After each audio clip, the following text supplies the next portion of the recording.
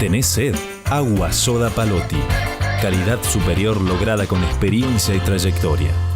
Inauguramos la primera escuela municipal de boxeo en Punilla y ya asisten más de 50 personas. Firmamos el convenio para trabajar en las actividades del PAICOR. Comenzamos la obra de recambio cloacal en Santa Teresa. Incrementamos y desarrollamos la farmacia comunitaria. Mejoras edilicias y avances en los dispensarios de Valle Hermoso.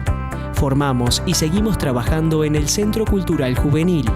Adquirimos las nuevas maquinarias y mejoramos los servicios públicos. Continuamos renovando nuestra cartelería. Pusimos en funcionamiento la oficina de empleo con el fin de generar oportunidades gratuitas de capacitación y empleo para nuestros vecinos. Inauguramos el primer quirófano de castraciones en Valle Hermoso y ya castramos a más de 100 mascotas. Somos pioneros en realizar el ordenamiento territorial, un paso fundamental para gestionar obras con mayor eficacia. Nuestro personal se capacitó y obtuvo los títulos de operador de tránsito y evaluador para licencia de conducir. Somos el primer municipio de la zona en capacitarnos y usar el PDA. Circuitos turísticos, históricos y culturales. Una nueva forma de integración entre vecinos y turistas. Continuamos trabajando por y para los vecinos en la búsqueda de un Valle Hermoso mejor. Municipalidad de Valle Hermoso.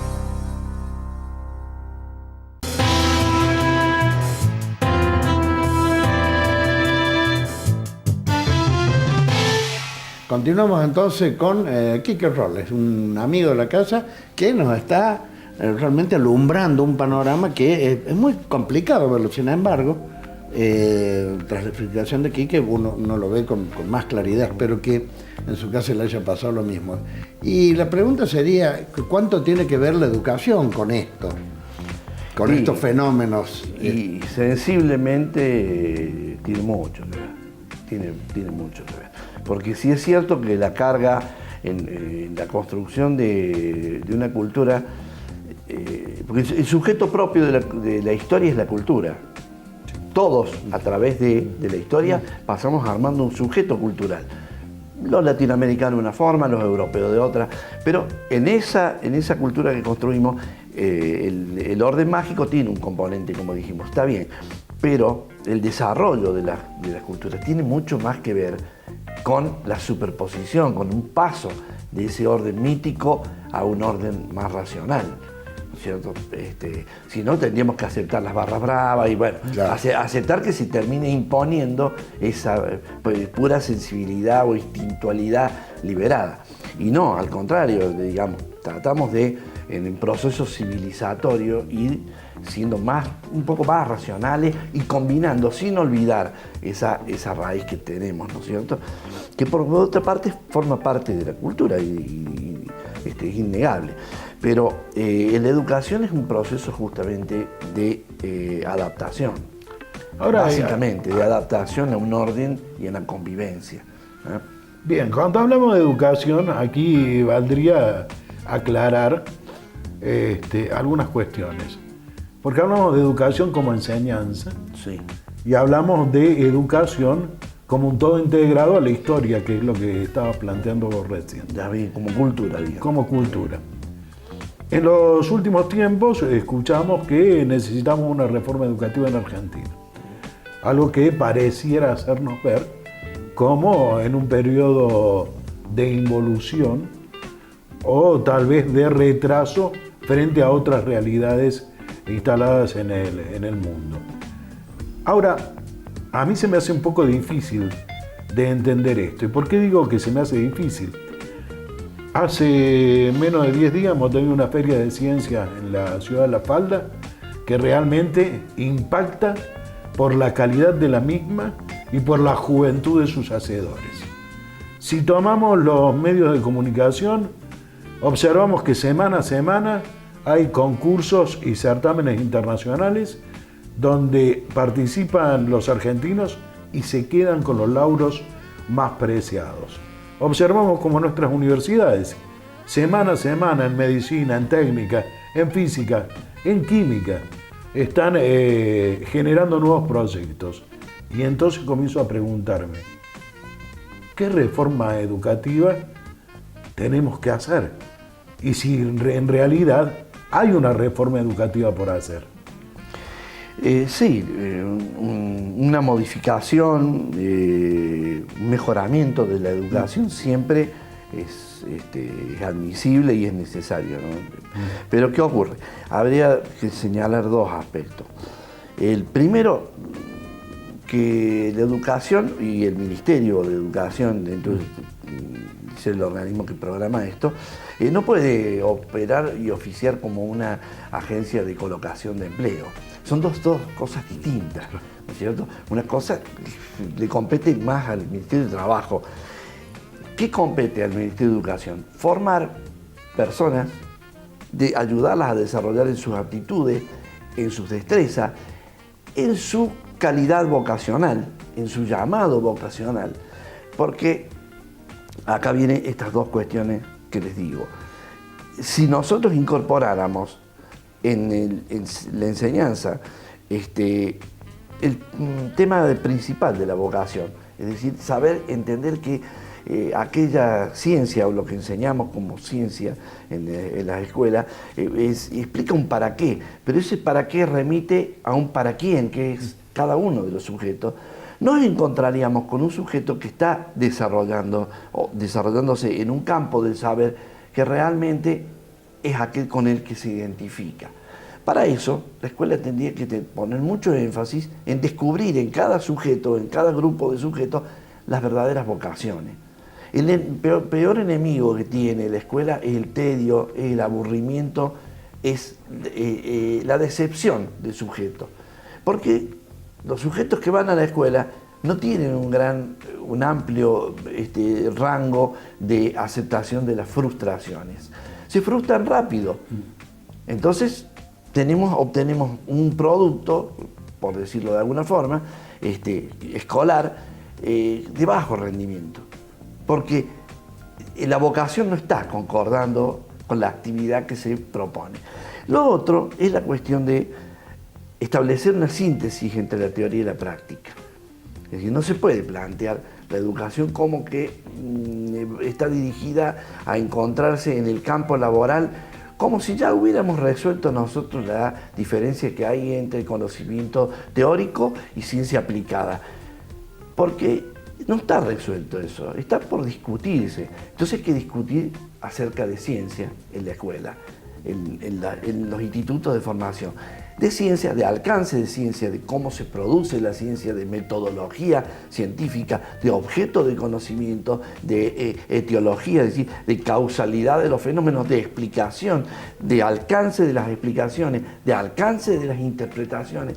Es decir, el debate es muy pormenorizado, muy profundo, muy puntualizado, como para de la noche a la mañana, entre gallos y medianoche, aparecernos con esto de una reforma educativa. Sí, pero Quique, disculpa sí. que te interrumpa. Acá el tema es de que dicen que la mitad de los alumnos egresados al secundario no alcanzan a entender lo que leen en forma racional o en forma, digamos, de darse cuenta que el contenido.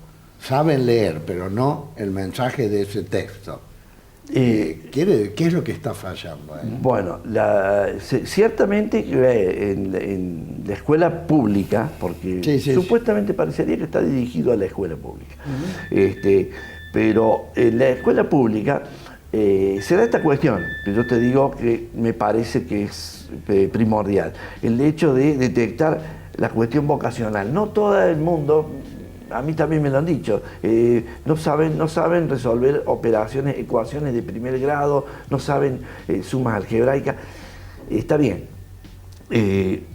pero habría que detectar si el plan de estudio que tiene el colegio es realmente el escenario posible de conocimiento para ese sujeto. Habría que ver si ese sujeto es compatible con eso. Por otra parte, hay otros defectos. Por ejemplo, que creo que nosotros lo hemos padecido. ¿A vos te enseñaron la historia de la ciencia? A vos tampoco, a mí tampoco. No nos enseñaban historia de la ciencia, pero sí nos enseñaban física, por ejemplo. Y no la historia de la física. Es como si yo quisiera saber algo de tu persona cuando ignoro tu procedencia, tu familia, tu pasado, los hechos que hacen a lo que te ha constituido. Bueno, pasa exactamente lo mismo. La currícula debe ser revisada, pero no al modo en que uno se plantea que los medios informáticos nos instalan como necesario.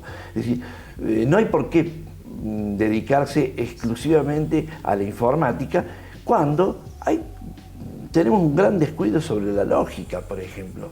No hay escuelas que enseñen lógica. Y esos mismos son las personas que después reclaman a la escuela que la escuela no desarrolla los cocientes básicos de matemática para aprobar una prueba universal, una prueba nacional, ¿no? Pasa lo mismo con la lectura. Si nosotros tenemos una caja en casa, que es la televisión, que nos separa de las bibliotecas. Es un hecho social importante. Entonces, vinculemos el problema de la educación con los hechos sociales. Porque si los tratamos de analizar dentro de las ciencias meramente fácticas, como si fuera una cuestión de la propia naturaleza, en donde examinamos causa y efecto, y vamos a terminar atribuyéndolo a una sola causa. Y es multicausal. Y es multicausal. Hay cuestiones familiares, hay una transformación del seno de la familia, hay un rol distinto que ocupa la mujer, hay un descenso dentro de la imagen patriarcal. Hay modificaciones que se han dado, que son muy importantes. No podemos dejar. Hay una historia de la ciencia que es fundamental para que conozcamos la ciencia. No podemos conocer realmente la matemática si no tenemos algunas señales de cómo se construyó. Bueno, no nos olvidemos, ponemos a un sujeto en un escenario totalmente extraño, sale de su casa, se pone en una escuela y lo situamos durante 4 o 5 horas allí. Nada sabemos de su verdadera vocación. Yo de lo que venís señalando me ha impactado un poco el planteo del para qué y el para quién, que me parece sustancial en el tema de la discusión. Sobre todo el para qué. Tal vez el para quién podamos llegar a obtenerlo. Ahora el para qué. Y cuando me planteo el para qué lo hago en función de futuro. Es decir, nosotros observamos un avance tal de la ciencia y de la técnica que va dejando de lado la mano de obra o la intervención directa de lo que es el ser humano en función del trabajo, que era lo que planteabas para lo que supuestamente se forma. Si nosotros tenemos que ese trabajo cada vez se reduce más y se especializa más, considerando el crecimiento demográfico, vamos a llegar a un punto tal que vamos a tener una mayor cantidad de sociedad fuera de los espacios laborales que consideramos actuales hacia adelante. Y ahí es donde me comienzo a preguntar lo que vos planteabas, el para qué de la reforma en función de un futuro que todavía no tenemos totalmente esclarecido. Hay un precepto básico en este planteo que establece una relación entre la división de las ciencias, la división de los saberes y la división de clases. Es decir, bien, un tema, pues está bien. Históricamente. Pero acabas de meter otra palabra y un concepto muy fuerte que es clases. Hace mucho tiempo que en nuestro país no se habla de clases. Bueno, de hecho el que no se hable no quiere decir que no actúen ni que existen. Claro, correcto. Ahora, la división de conocimiento, la división de los saberes, por ejemplo, teórico y práctico, generó en nosotros, fácticamente, sin haberlo hablado, pero como decimos, pero actuado, generó dos clases distintas. La clase de una clase media más intelectualizada y otra clase puramente proletaria que se ocupaba de las tareas manuales. Esa conciliación entre teoría y práctica no se dio, todavía no se ha dado. Entonces, hacer una reforma sin tocar ese nervio central es estar ignorando otro punto.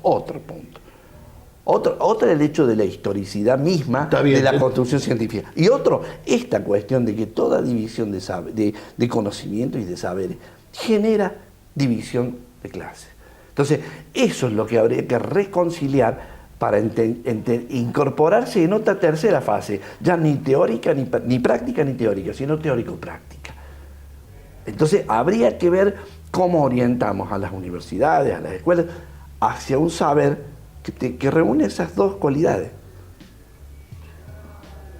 Sobre el tema de la admisión, de volver a debatir el tema de las clases, me parece que es un tema que podemos hablar de acá a un tiempo, se nos agota el tiempo. Seguro. Simplemente, y en torno a lo que planteábamos como reforma educativa en este plano actual.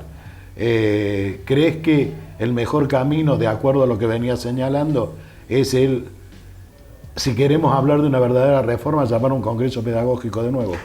Absolutamente, creo que es una condición sine qua non, primera. Y la otra, lo que vos de alguna forma lo dijiste, si hay algún lugar, un ámbito en donde el encubrimiento no tiene lugar, es en la educación. Es decir, la educación tiene que saber para qué, para quién, a quién y por qué. ¿Y por qué, sobre todo? Claro, ¿Y por qué? Está. Es decir, Claro. No podemos crear un gran edificio conceptual para terminar justificando hechos que ya, que conocemos todos. Sí, ¿no? claro, claro. Está claro. Que conocemos todos y que justamente no son los que benefician al desarrollo de la educación. Quique, nos estamos juntando de aquí a un tiempito, Pero no muy largo. con todo gusto. No muy largo. Vamos a la pausa. Bueno.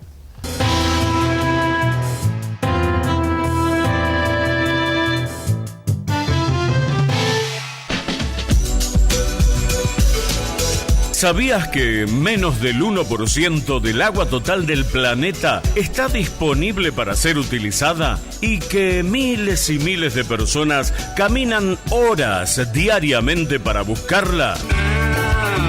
Una de cada 10 personas en el mundo tiene acceso al agua potable. Y ese uno sos vos. Usala con responsabilidad. Cooperativa de Agua de la Falda. Comprometidos con nuestro recurso más valioso. Hotel Spa Tres Pircas. Su concepto de hotelería de descanso, concebido con nivel internacional, en un marco único de belleza natural. Hotel Spa Tres Pircas. Reservas 0810-888-4837. Huerta Grande, Córdoba.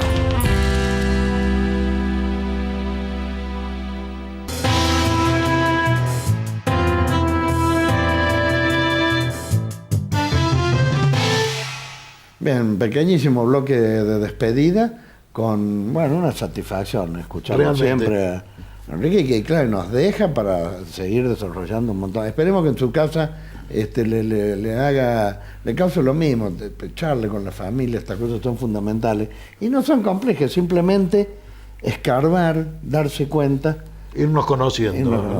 Al mismo tiempo. Y sobre todo los docentes. Y aquellos que tengan ideas, inquietudes, como para volcar, simplemente hacer que nos las acerquen. Yo me acuerdo, fue en el 85, el Congreso Pedagógico Nacional. Hubo una movilización acá en La Falda que se desarrolló, claro. Nosotros, ¿te acordás? Presentamos con María del Carmen una propuesta para las escuelas rurales. Alucinante. ¿Qué pasó con eso? Y no llegó después donde tenía que llegar, pero fue un debate, acá hay una elaboración que era muy importante. Somos los protagonistas, cada uno de ustedes y cada padre sobre todo, y en este caso cada docente. Nos vamos, Nicolás. Nos vamos simplemente. Viene la fiesta del alfajor. Eso. Fin de semana prometedor en cuanto a lo que es ocupación, ¿no? Sí. O sea, trabajo. Esperemos que así sea y que el tiempo ayude. Bueno, que lo vivan de lo mejor. Nos encontramos la semana venidera. Hasta entonces.